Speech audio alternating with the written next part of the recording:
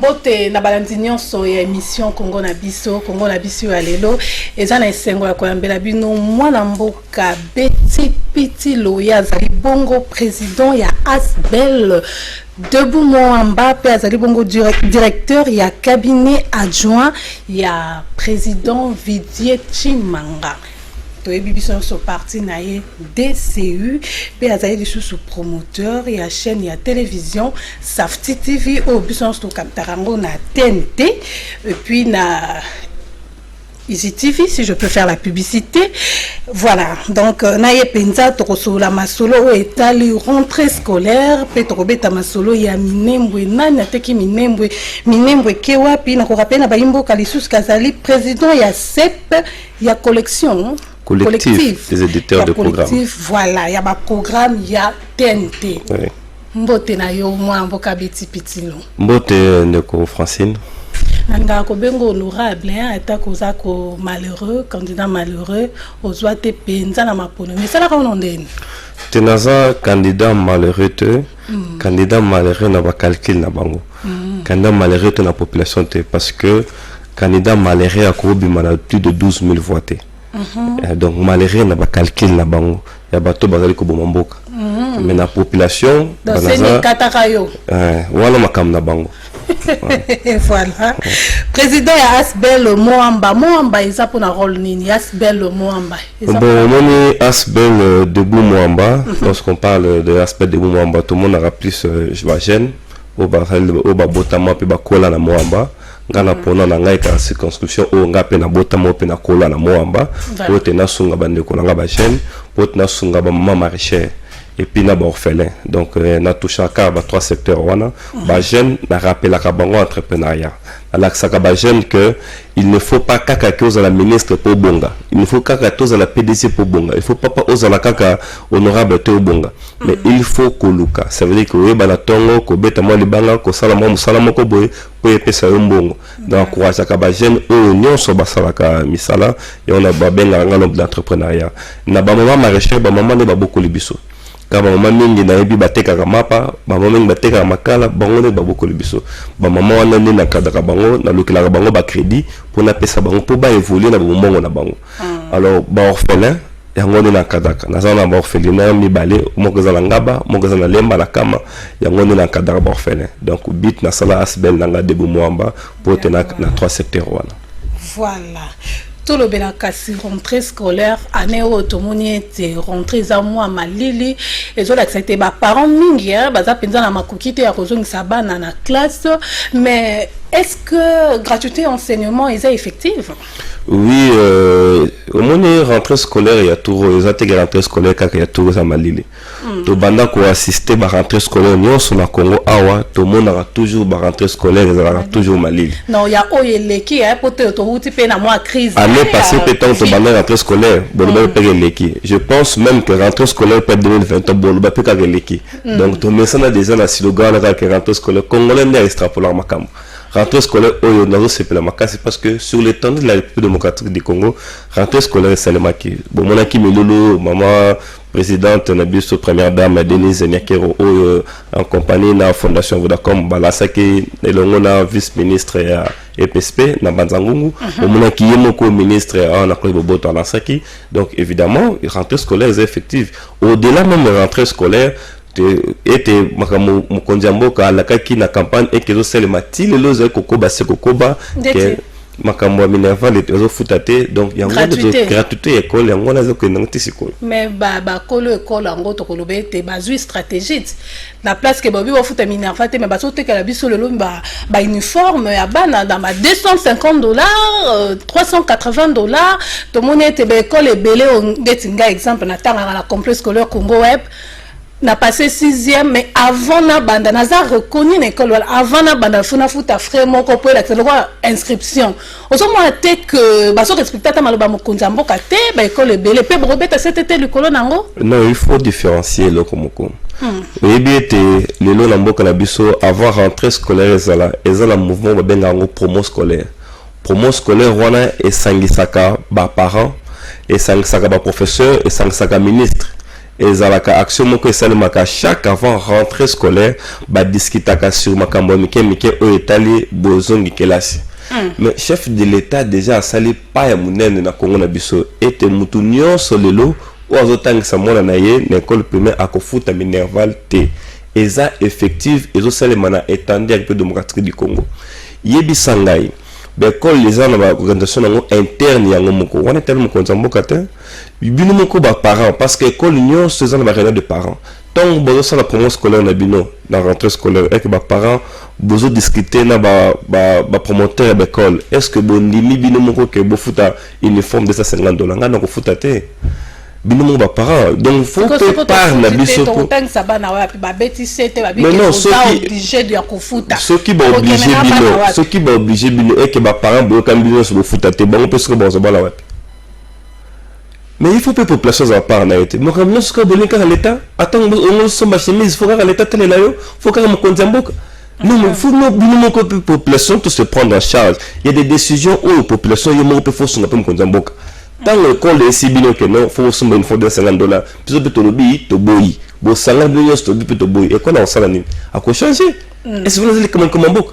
Est-ce que ben quand on a respecté la geste barrière pour te bien maladie coronavirus c'est ça il faut te protéger bana musala la ngoza ko sukola moi maboko mingi pour éviter maladie voilà mais est-ce que ben quand ba so respecter la geste barrière wana et surtout que mboka na so peut to na problème mai to sukola bana maboko na nini? Non, ma bande était l'école bazo respecté, bah geste barrière wana, ngai moko le na tong na sala qui visite l'école surtout na Moamba, na moni était bazo respecté, na l'école mususu wana nde bazo senga ke moi na yemoko aya na masque na ye, aya pna désinfectant na ye. Musala gouvernement ni. Non, wana zam sala gouvernement te. Oh. Oui maman, il faut tout se prendre de son moko en charge son responsabilité. Masque et ça ce qui 500 francs même pas $1. Ce qui se konga na zangango yo gouvernement ko sunga te musalo gouvernement ko zongo te gouvernement na minute yo pote asunga maman Francine lelo sur totali nombre d'élèves au Union so bazatandi à Congo ezali 22 millions d'élèves. Donc 22 millions d'élèves ça fait après en principe montant il y a $11 millions pour la masque là ça va élèves Union au Congo. Alors tout le monde va prendre les billets na Congo. Pourquoi pas que population, pourquoi pas que papa vous êtes responsable? Papa non, ça responsable. Papa on dit que bota mona na yo, ça veut dire que on dit la responsable ya mona. Donc 15 millions okendera Congo so ba millionnaire baza. C'est ça ça. 1 million pour na kosombe la bana wana o baza bana na biso wana gouvernement ko quitter. Surtout le programme gouvernement sombe la bana masque. Ça veut dire que ce gouvernement la semaine moko a payé sa bana nyonso masque. Ça veut dire qu'ils ont 11 millions fois 52 semaines. Olanda qui Fridolin Ambongo ndenga loba qui était na ba école catholique bon enseignant bazala ba catholique azala na religion wana catholique pour appeler sa bana cour ndenge longo bani on s'appelle la démarche na Fridolin Ambongo to alobi ma beza comment ça s'appelle toi chômage te to mo ba professeur so ba robongo la motema par hypocrisie hein nazali chrétien catholique mais na s'appelle ta décision oyo monsieur Fridolin Ambongo azui.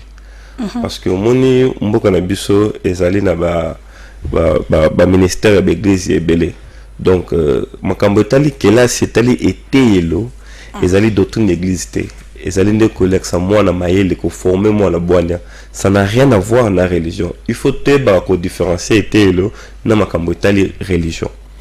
Donc ngai pona nga nazo mais ça bien loko eza la primaire bana pe ba kola pe na moi connaissance moi ko yeba nzambe ça peut bien pour ton moi ba prof bela e pas opesa ku a filmer na ye hermo pe a pe mi moi moka kotisi manzembo mokili na mon loko a démarche on est pour ça la malam pour bana biso ba nzambe. Non wana ezali déontologie to éthique ya professeur de pesako wana ezali école BP ezalaka na règlement d'intérieur ya ministère ya PSP mais ça n'a rien à voir na religion.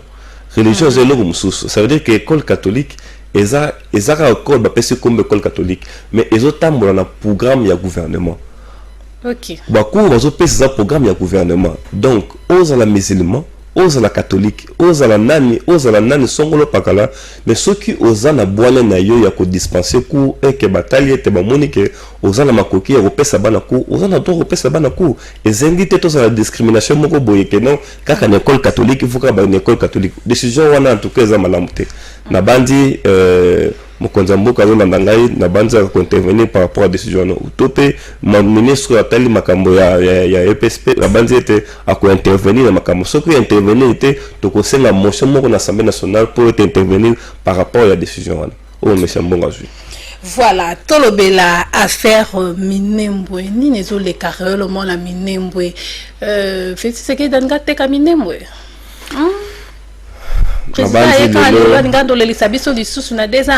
Na banzi lelo vérité et makambo etali Minembwe si yebani eza susu makambo ya ko lukuta te ko kosate. Président omoni mboka na biso eza o babengi na régime semi-présidentiel.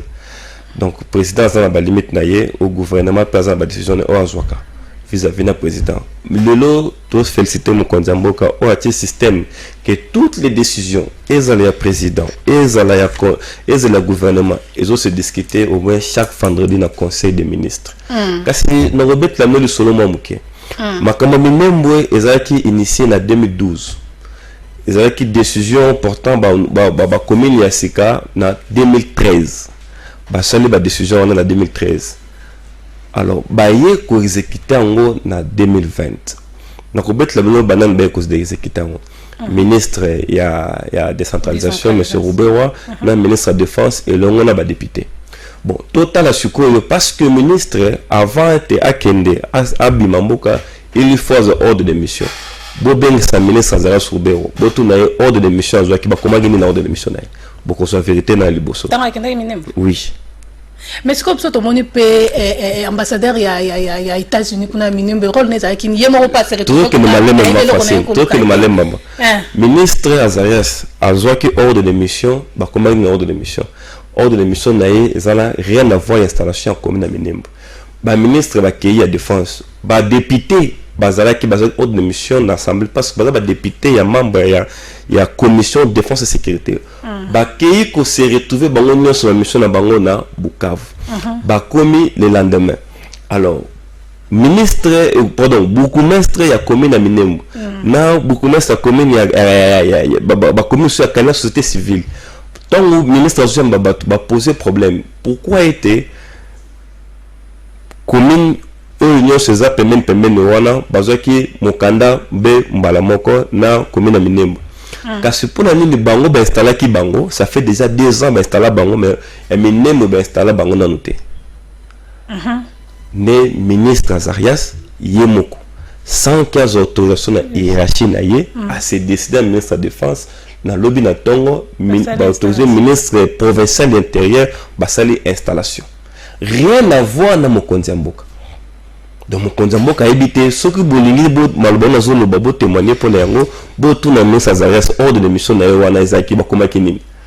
Et est-ce que mokonzi mboka za compétent ya ko annuler décret wana? Mokonzi mboka pour le moment sa compétente ya ko annuler décision wana et sengende asenga na conseil d'état nde bango ne ba ko annuler. Mais un décret doit être annulé, doit être abrogé par un décret. Et comment le président de la République a sauté le premier à annuler le décret en gros? Non. Le président de la République a l'obité qui a annulé en gros. A l'obité décision n'a pas ça n'a été annulé en gros. Ça veut dire que comme pour ça n'a pas annulé en gros, le a salé le bosso a zone nommé expert au débat qui ne se place batala parce que déjà dans le côté la commune Minembwe. Commune la constitution, le but était commune, il faut la limiter à 5 km. Mais commune Minembwe, ils déjà au-delà à 5 km. On est sous commune de commune ville. Donc, ils ont déjà sur l'expert, bandou ça d'études, bon, on a déjà que il y a déjà des failles dans le camp. Ambassadeur États-Unis, qui n'a kuna yemo pas se retrouver pe kuna zomiye baton aventure. A kenda kulukanin kuna. Non, ambassadeur États-Unis qui n'a ki makamususu. Toujours la résolution 1342 makamotali à sécurité. Ambassadeur Akendaki parce que fallait qu'il renouveler États-Unis fallait qu'il renouveler nombre il y a militaires au bazana katia oni. Alors la plus grand nombre où les katia militaires oni bazara ben est. États-Unis mais ambassadeur Akendaki ko visiter quand il y a oni pour les alliés dans la frontière parce que Minembwe presque na est. Il y a solo. Oui. Alors en profitant et occuper les sola minemo n'est pas tali, mais non ambassadeur États-Unis s'est dépassé qui pendant ma minemo qui n'est pas ma minemo autant la bien beau le caraba recherche bien beau la décision bien beau la ordre de mission bien. Oui. Tant que le président de la République a qui était Banyamulenge, on a un discours à président a été Banyamulenge basa bande qu'on a biso. Maintenant on a baimboka pour batuni motuna babi kene penda ko tuna honorable Betty Pitilo Banyamulenge basa bande qu'on a biso na ndenge nini bango terre na bango za mabele na bango za babi kolonini. Président de la République a lobby Banyamulenge basa bande qu'on a biso na sens nini. Na sens ya soko tali na constitution l'article 18. Et l'incolobate moutonio soit libre à appartenir aux nationalités congolaises. Na côté on est président de la République avec base bande qu'on a biso. Par rapport à nationalité. Mais bazo konza lokwa ba komi ba congolais. Nationalité bozui mais mabele bonwa comme ça ya bino. Ba konza ta mutu mon côté. Baza ba congolais parce que ba sa nationalité. Les autres on a mukapé na tongo mutu ba bengi pe Donald Trump ba ko appelé na Congo à 5 nationalités. Ce qui ba condition c'est arrêté ba ko pesa nationalité to bengi pe Donald Trump de ko na biso. Donc Banyamulenge ni nazo confirmer ba bazo landanga ba sa bande ko na biso par rapport à la nationalité congolaise. Oui. Ben Minembwe ezala raté hein na liste ya ba commune na 2009 to mona Minembwe ezala raté mais na 2013 tu es comme on a que Minembwe koti na kati ya liste ya ba commune bon to robeka ngo kotaka la moi ndenga kimuyi bien par ndeko Kubero wazali ministre de décentralisation na kanso bien ngo wana na yebité mais kasna kotal sabinote commune ekoki kozala te lobby lelo pe ekoki kokoma na kozamba de selelo ya ko sabino commune alemba ezalaki créé en 1969 mais avant 1969 commune alemba ezalaki te ezalaki commune à Gombele ale bayi ko sango commune ya lemba na 1969 et comme zone en 1970. Donc c'est de même aussi des éléments administratifs et quoi ça laquelle bah comme ça partie de commune après le comme à territoire tout le comme à ville tout comme à cité tout comme à localité. C'est pas jusque là ils ont problème té parce que ça partie en mboka ya Congo. Comme ça ngo commune ils ont problème té.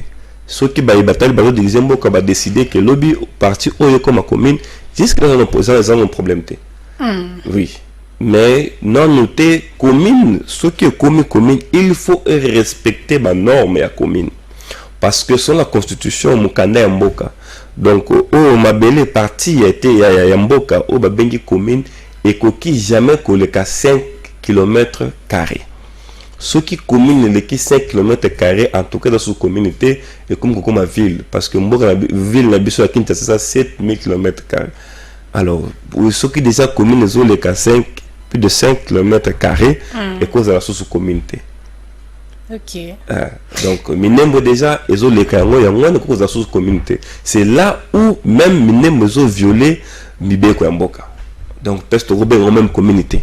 Donc, il faut pas zongi sango na moins de 5 km² pour être à la commune. Voilà. Et nani mtaza à la base ya nyonso toi nezo s'est passé na Minembwe? Na kolobaete mutu to kufunda mutu te à la base au azali mais to kolobaete ministre ya décentralisation comité qui erreur mais zanaeka kazaka ka ministre a comité erreur en depuis kaleza le lote et mais le lote mona que gouvernement ebimi gouvernement ya Félix Tshisekedi ebimi a nommé sous ministre pourquoi pas kotia moto mosusu na esika na ye.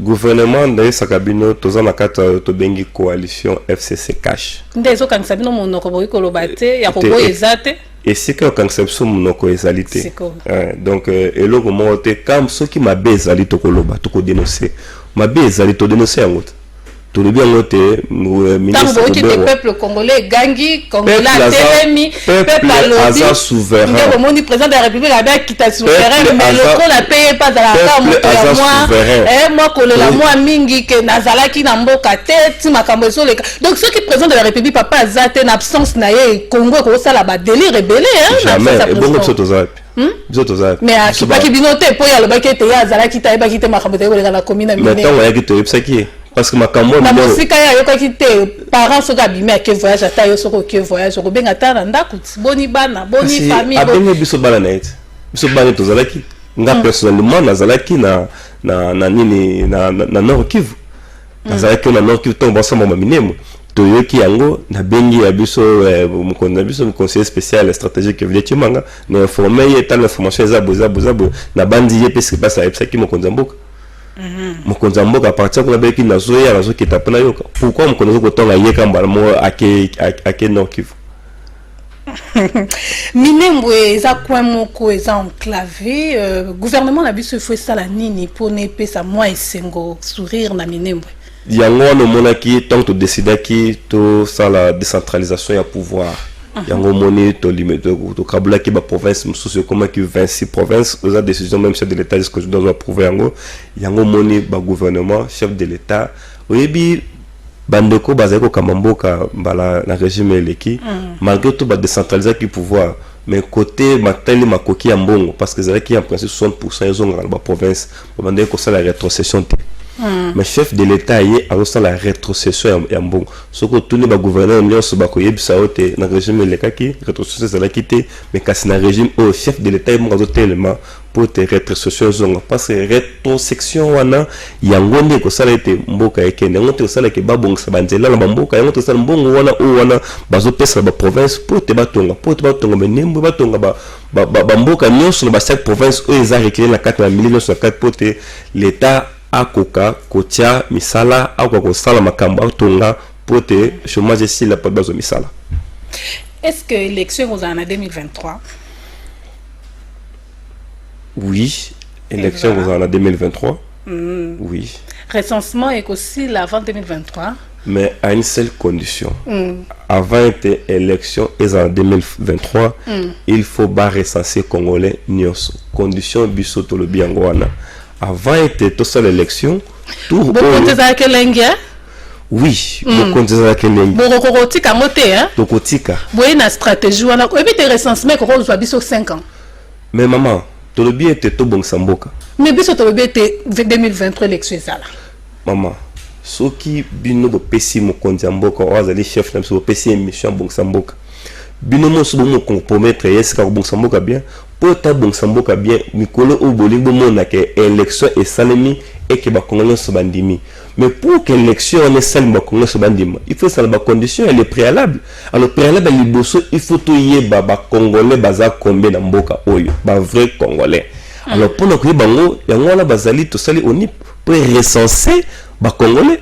Alors ce recensement est eu 3 ans. Ce recensement na Belgique. Mais non, pourquoi Congo tout cela comme ça la biso moko te photo c'est na karabe papa ya bata biso loboko. Au moni ko tonga mboka eza ce que auto bengi batonga mboka na politique te batonga mboka na o basala entrepreneuriat. Na moni entrepreneuriat eza bien clair tout ça la ba crédit parce que tout ozui parce que tout ça la production et puis tout on se ba crédit eza la bongo même mboko bengi États-Unis azana mbongo États-Unis azana mnyongo ya Chine ya 51 milliards. Vous comprenez États-Unis budget na mboka na biso mais budget c'est élevé mais bana nyongo. Bon biso to nyongo comme problème. Ya RDC l'équipe. L'équipe va biso no to nyongo ta ba milliards to kama nyongo ba millions no to kama ta nyongo 1 milliard te. Mais États-Unis moko ils ont grande puissance de bien Roma za nyongo 51 milliards. Mais biso ko même pas nyongo 1 milliard to kama nyongo ba 5 millions au plutôt futa rapé. Chef de l'état banda ya futi ba nyongo nyonso za FMI. A futi ba nyongo nyonso za Banque mondiale.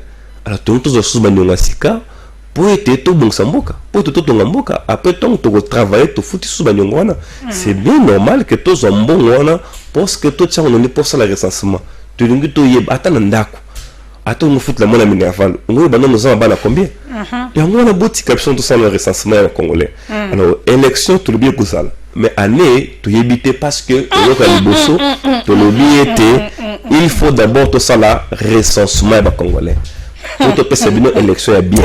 Le chef de l'État a rappelé à Kibino à respecter la constitution et le lobby à le commandant Mibalé. Donc, il renforcer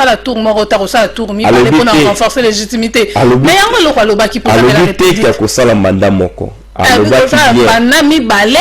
renforcer la légitimité. Voilà. Il y a le mandat Mibalé. Voilà. Il y a mais la constitution. La constitution, tu as un mandat balèze légal. Constitution, le mandat balèze légal. Alors, on peut la constitution. Alors, tant que alobi ki akosala kaka mandat mibale pi atiki po azali papa ya démocratie azali mwana oyo azo hérité na papa ya démocratie ya mboka o papa ya feu Etienne Tshisekedi alobi akosala mandat mibale.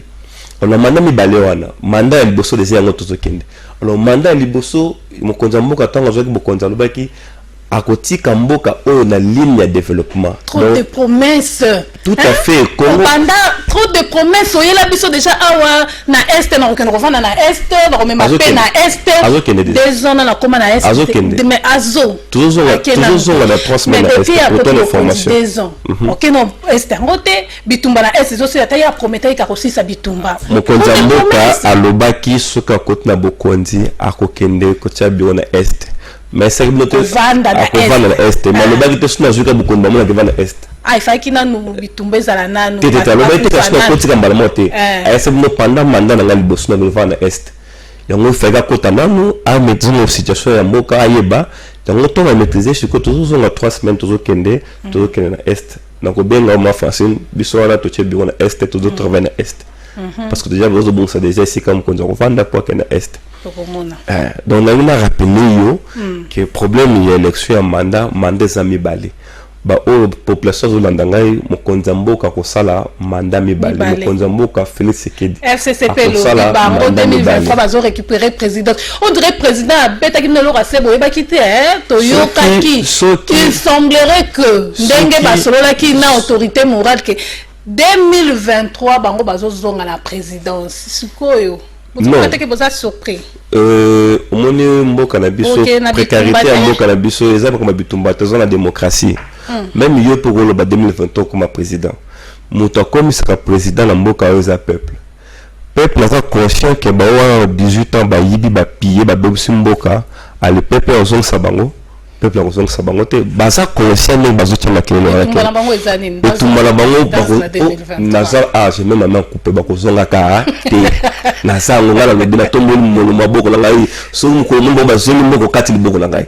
Siko Olanda maloba oyo proposition ya ndeko ngoika sancha salaka te ya koloba ete comme ba grand électeur nde ba votera président de la République loi wana je crois que Rose la voter pour ba tuna bango ya famille moko pe basi ba accepter yango et comme bango kuna na assemblée nationale nde ba votera président de la République. Maman moni congolais Congo le biso comme la passe mingi parce que niveau ba homme politique na biso mo pesa na soni parce que avant loi on est le cas ils ont que l'on touché une constitution. Pour te toucher constitution, il faut que tu vote. Pour que tu vote, il faut voter un référendum. Faut que la population a accepté pour te que tu vote. Vote ça veut dire que ba font la mukanda ya constitution. Ba batali ma batangi makamba ya juridiction, ba menga ko toucher pour ba changer. Ce que biso tout le biboy. Donc ça l'élection mon côté oyetani ya mboka sans recensement. Place bino boye kameli wa. Sans recensement. Donc biso recensement donc ce que recensement ezali nanu nde tokokiko kokenda ba élection nyos. Aussi longtemps recensement na Congo ezapi même pour que l'élection référendum pour to sur constitution tokokende te. Oh. Marche FCC cash ezandegene. Marche FCC cash. Non. Tozo yokana. Bozo kende mabe. Tozo kende bien parce que mutazo diriger FCC cash lelo ezali mokonzi mboka Félix Antoine Tshisekedi. Il nous prend décision en souka. Bayaki na makele la wa te président Seni to suki web. Pour la sonne que mokonzi mboka yam tozo diriger. Ce qui a lobby non. Bako saute. Il n'est pas président. Boké ba surprise mo rezo la bino ba robimisa la bino sous président mususu a Seni. Le roi Bobaki malonda wa ami bale boko wa koboya ete. Tous en a problème à Malondate. Biso particulièrement cash, tous en problème à Malondate. Mais vous marchez qui sur Malonda, non? Tous en marché pour la procédure. Tout respecter mes beko yamboka. Il y a des temps samboka et qu'il n'est longo bani. Tous en a problème à tant mon côté de Malonda. Tous en bagazan perspective menaye à côté de diriger Seni. Mais tous en lingaete to kentona la procédure ou pour combattre président Seni. Ben imposer quoi imposer. Tout c'est une procédure et puis tout c'est une procédure on a ezonga na Assemblée nationale parce que l'Assemblée nationale a voté 13 mandataires au bakenda na Seni. 13 mandataires on a Seni bangonde ba votaka président. OK. Donc procédure tozosenga ngona oyo komami na buku ya tali loi électorale. Donc non mbala moko assemblée nationale est voté président. Non. Assemblée nationale est voté ka 13 mandataires ou ba kendanga na CENI. Alors la minute tu vois l'Assemblée nationale à la son part. Maintenant ba 13 mandataires on a ceux qui ba sangani bangondi ba voter ka président ya CENI. En tant que procédure on a respecté te yango konza boka boyaki. Yango asenga ki était tozonga na procédure ya loi électorale. Voilà.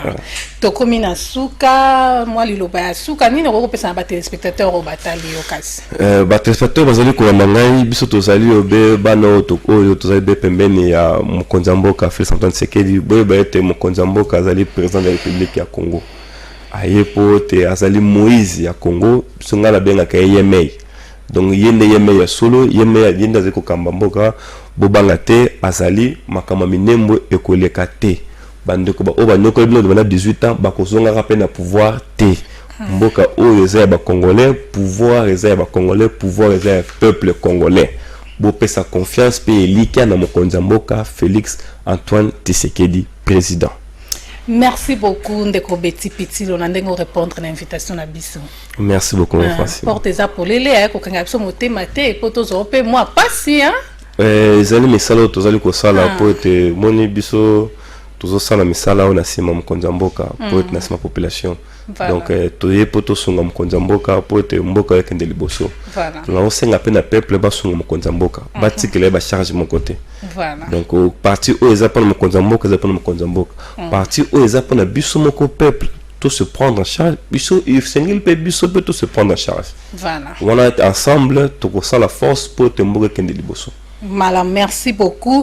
Peuple congolais, tous sommes mokonzi mboka, tous sommes la mingi pour la président de la République, Nzamba Sungaya prêté vie pour mosalwe qui est malade, ko ke va la peine est kuna ya facilité. Tobuka mabolongo na c'est pour protection Nzambe za dikolo na ye. Eza facile pour mboka na ye. Eza facile mais to ebi etende bato bakufa ka butu moi, to senga protection Nzambe pour la président. Na Kinshasa.